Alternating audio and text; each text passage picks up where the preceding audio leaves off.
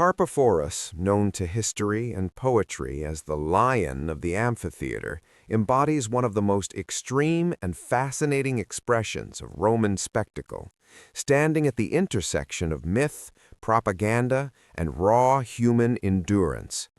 He was a venator, a specialist in the venationes, the beast hunts staged in Roman amphitheaters, which were not simple entertainments, but carefully constructed displays of imperial power over nature itself. These spectacles required immense logistical effort. Wild animals were captured across the empire, from the deserts of Africa to the forests of Europe and the Near East, transported in chains and cages, starved or provoked to increase their aggression, and finally released into the arena as living symbols of chaos to be subdued.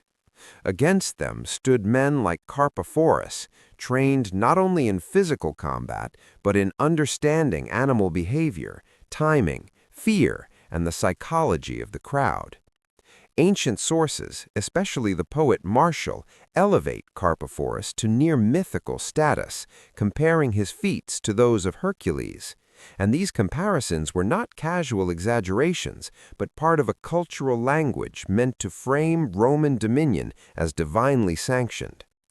Carpophorus was said to have killed lions, panthers, leopards, bears, and even rare beasts that the public had never seen before, sometimes facing multiple animals in a single performance, transforming the arena into a living tableau of controlled terror. The venator's role differed fundamentally from that of the gladiator. While gladiators fought other men under strict rules and recognizable styles, venatores confronted unpredictability itself, creatures that could not be trained to follow choreography, where a single misstep meant dismemberment or death. Weapons varied from spears and hunting knives to short swords and sometimes minimal protection, emphasizing skill over brute force. And Carpophorus's legend rests precisely on this mastery, on the idea that he did not merely survive the beasts, but dominated them with precision, speed, and an almost unsettling serenity.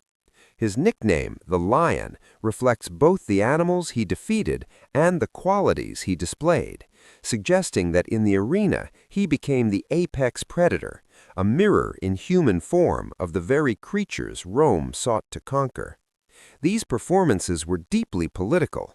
Emperors sponsored venationes to demonstrate wealth, global reach, and divine favor, and figures like Carpophorus became living proof that Rome could bend even the wildest forces to its will. The crowd did not see only blood, it saw order triumphing over chaos, civilization asserting itself over the untamed world beyond the borders.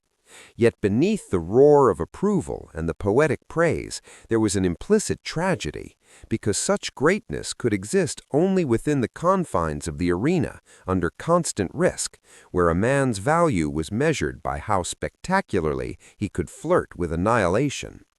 Carpophorus's fame suggests that he survived long enough to become a legend, an exceptional rarity in a system designed to consume bodies rapidly.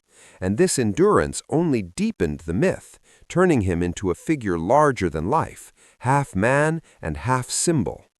In the end, the lion of the amphitheater represents more than an extraordinary hunter. He is the embodiment of Roman spectacle itself, a civilization projecting its identity onto sand and blood, elevating a single individual into a timeless image of dominance, courage, and controlled savagery, while quietly revealing the cost of such glory, paid in flesh, solitude, and the fragile boundary between man and myth.